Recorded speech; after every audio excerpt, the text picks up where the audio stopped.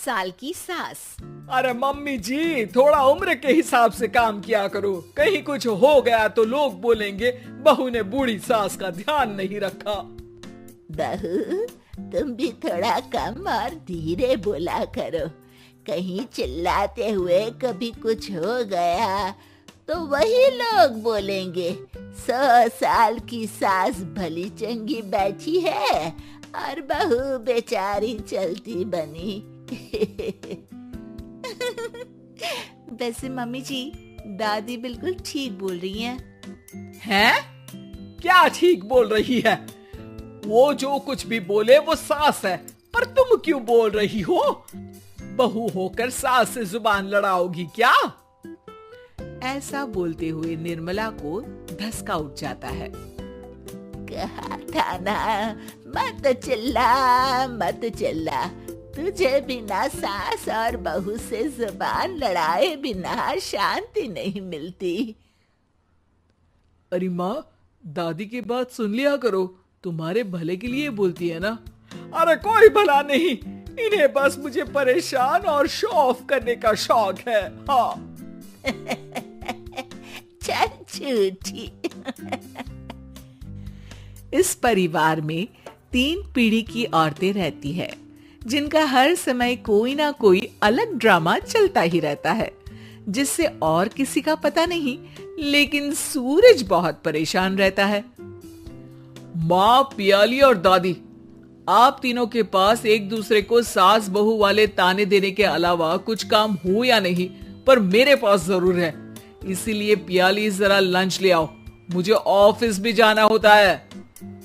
इस पर पियाली सूरज को लंच देती है और वो ऑफिस चला जाता है, जिसके बाद तीनों एक बार फिर अपनी बातों या कह लो कि नोक-झोंक में लग जाती हैं। इसी में दिन बीत जाता है। रात को सूरज के साथ उसके दोस्त भी खाने पर आते हैं। पियाली, मेरे कुछ दोस्त आए हैं। सॉरी, अचानक प्लान बना तो बता नहीं पाया। तुम जल्दी से डिनर बना दो ना। अरे वाह रे, आलसी माँ की आलसी बेटी। पहले बिना बताए दोस्तों को घर ले आओ, फिर बोलो जल्दी से डिनर बना दो। इतनी जल्दी है तो खुद बना लो। अरे माता, सब बाद में दिखा देना, अभी खाना बना दो ना प्लीज।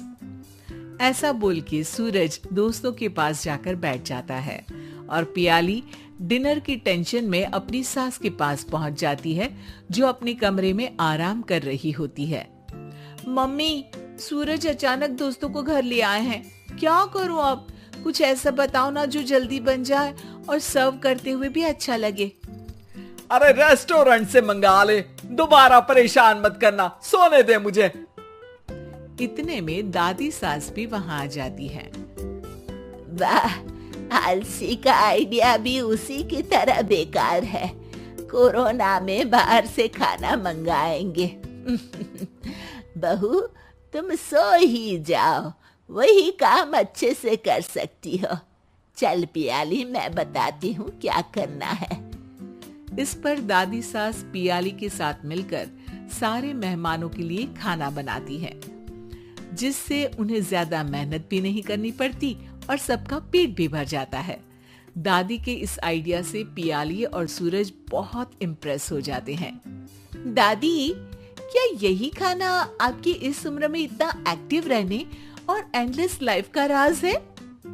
वैसे दादी ने आज तक राज किसी को बताया नहीं। इन्होंने ससुर जी तक को नहीं बताया, तभी तो वो ऊपर पहुंच गए और ये अभी तक यही है। तेरी सास मेरे ऊपर पहुंचने का ही इंतजार कर रही है, पर इस आलसी का ये सपना पूरा नहीं होने वाला। क्यों जी, अमर होने का वरदान लेकर आई हो क्या? अमर का पता नहीं, पर लगता है तुझसे लंबा जरूर जी लूंगी। इससे पहले कि दोनों सास बहू में कोई बहस शुरू होती, पियाली बीच में बोल पड़ती है। ठीक है, आप दोनों लड़ क्यों रही हैं? हम तो चाहते हैं कि आप दोनों हमारे साथ हमेशा रहें। पियाली की बातों पर दोनों शांत हो जाते हैं और उनकी लाइफ पहले जैसे चलने लगती है, जहां दादी सुबह जल्दी उठकर कुछ न कुछ काम करते हुए पूरा दिन बिताती है, तो वहीं निर्मला और पियाली लेट उठने से लेकर धीरे धीरे आलस में काम करना और जब मर्जी सो जाने से अपना दिन बिताती हैं। एक दिन निर्मला की सहेली उनके घर आती है। अरे क्यों रे निर्मला, कैसे चल रही है जिंदगी? सब बढ़िया, बस ये बुढ़िया ऊपर जाए तो ज्यादा अच्छा होगा। अरे ऐसा क्यों बोलती हो? तुम्हें तो उनसे सीखना चाहिए, वो बहुत फुर्तीली हैं। मैं उन्हें रोज मॉर्निंग वॉक करते हुए देखती हूँ, और वहीं तुम और तुम्हारी बहू है जिन्होंने शायद सुबह का सूरज आज तक देखा ही नहीं होगा। सहेली की बात सुनते ही निर्मला भड़क कर चिल्लाते हुए पियाली और अपनी सास को वहां बुलाती है, जिनके साथ सूरज भी वहां आ जाता है, और ये सब देख सहेली वहां से चली जाती है। अरे सासू माँ, आपको हमसे क्या दिक्कत है? अब तो मेरी सहेलियां भी आपकी वजह से मुझे ताने देने लगी है।